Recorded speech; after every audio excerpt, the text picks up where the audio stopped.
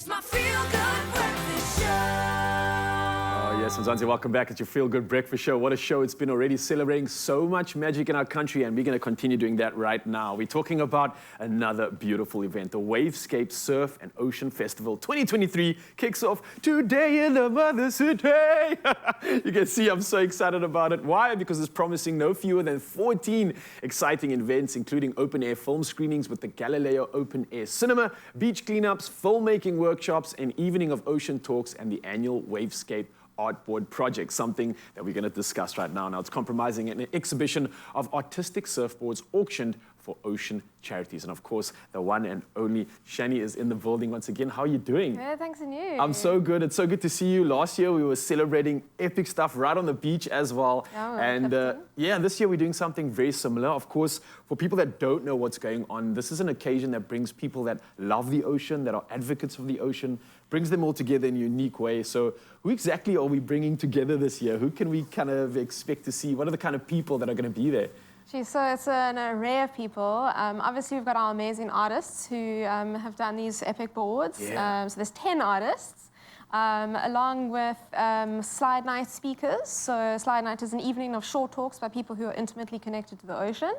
And then we've got all of our films, and we've got some film directors coming and people who are in the films. So it really brings such an amazing group of people together every year, from scientists to artists to like everyone. Yeah, basically. and it's such a, like, you can feel the energy in the atmosphere when you're around this event, around these people. It's like people that are doing things for the right reasons, that are passionate, that love the ocean. It doesn't get better than this. I know last year was incredible. You mentioned so many events and so many things that you could expect from the festival. What's kind of new in 2023? Are there any like sort of extra additions that you've added to this ones? Yeah, we've got 3 new additions this year. Okay. The first one's actually taking place on Thursday. It's a surf and ocean quiz night at the Jack Black Tap Room in Deep River. So for those of you out there who want to test your knowledge, please come Zanzi, along. get involved. Come on, it's going to be an epic night. Yeah. And then we always do a beach cleanup with the beach co-op. Last year we went under the water at Jaggers Walk in Fishhook. Okay.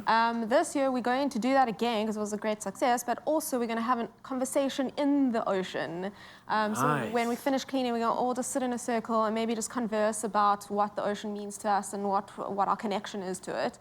And then the third thing is we're actually going to the Bertha Cinema House in Kailicha, where 30 youth are going to come and watch 3 surfing and ocean films. Okay. And then afterwards, there's going to be an actual excursion to the ocean with the 9 Miles organization. Oh, they are doing So awesome it's like a things. real connect, you know, like watch and then go. A full-on experience. Yeah, exactly. Yeah. And this is something that I think this festival is all about. It's experiencing the beauty of the ocean, like you mentioned, and the people around it, and everything that is involved. And you'd be blown away to see how much actually goes into this.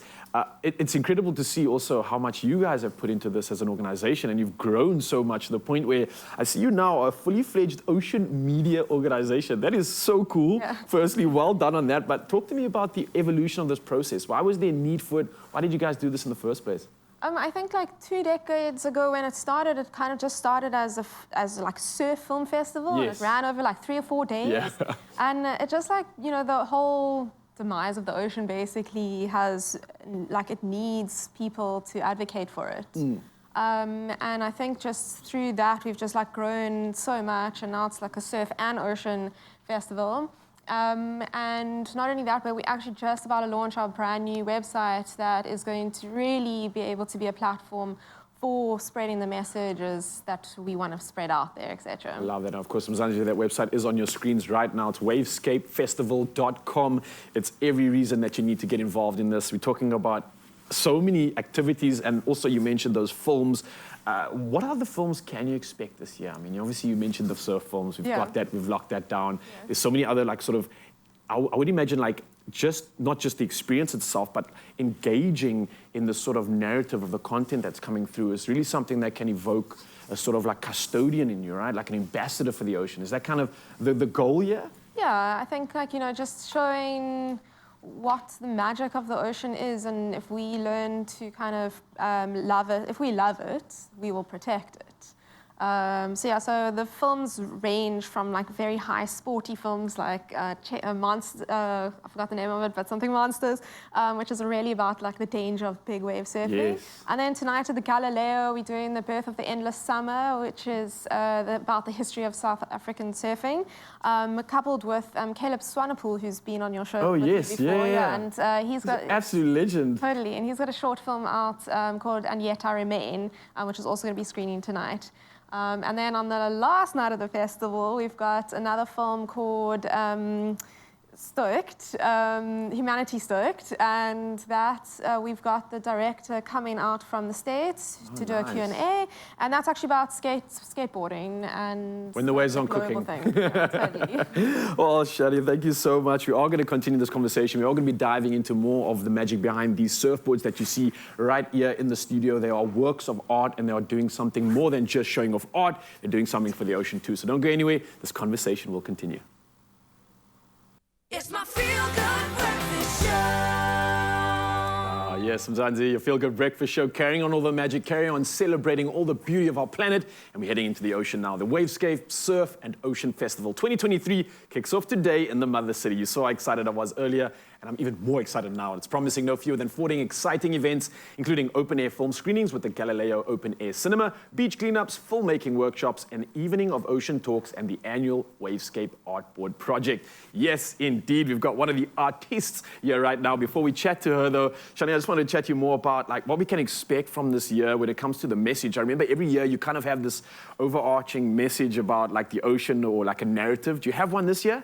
Yeah, I think like the kind of thing we're trying to pull in is actually fun. So for so many years, especially with COVID, it was just so negative and dark and deep and like plastics in the ocean and all these things, which is like super important to like communicate that and educate people. But I think it's also just like returning to fun again and just having a good time in the ocean, because that's why we do it, right? Yeah, it's our playground. We need to enjoy it. Yeah. I think we're all blessed to have that opportunity. Now, let's talk about this incredible project, which I think Mzansi is dying to know about if they don't already. We've got incredible boards here. It's called the Wavescape Artboard Project. What exactly is it about? What's going on here? So every year we give 10 surfboards to artists that we curate, and here's one of the artists. So we've got 3 boards with us today. We've got Fatawane McKelly's board, MLK artist here, and Amy Ayanda. And the idea is that we're going to have an auction with Nick Rabinowitz as the comedian auctioneer, and on the 22nd of March. And the proceeds raised are going to go towards 5 different organizations that we support. Beautiful, beautiful stuff. Well, now that we have the artiste here, let me chat to her. And of course, Mzansi, this is a crazy moment for me because I went to school with Marie-Louise Cohen. I've seen her overseas doing incredible work. And now you've come back home to give us some of your talent. Why did you get involved in this project? What incentivized you to get some of your magic onto a surfboard?